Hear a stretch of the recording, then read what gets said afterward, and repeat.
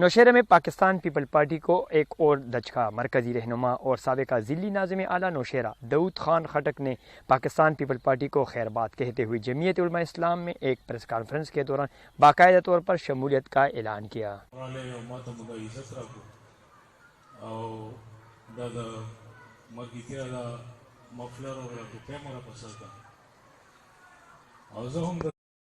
تو میں نے بیان کر دیا ہے کہ انشاءاللہ ہم نے اس گلشن کو تحفظ دینا ہے اور ہم اسی کے لیے دن رات لگے ہوئے ہیں، اور یہی ہمارے مرکزی قیادت کی ہدایات ہیں۔ اور آپ دیکھ رہے ہیں کہ جس طرح جمعیت علماء اسلام پر الیکشن سے پہلے لوگوں کا اعتماد آ رہا ہے، تو لگتا یہی ہے کہ انشاءاللہ مستقبل میں جمعیت علماء اسلام ہی اس قوم کی امید ہے، اور جمعیت علماء اسلام ہی اس قوم کی امید پر اترے گی انشاءاللہ۔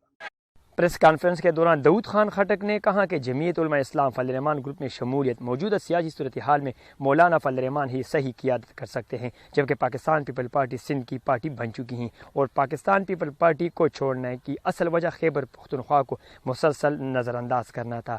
پریس کانفرنس کے دوران سینیٹر مولانا عطاء الرحمان، ضلعی اور صوبائی عہدیداران سمیت کارکنان نے کثیر تعداد میں شرکت کی۔ Khattak district reporter Nowshera.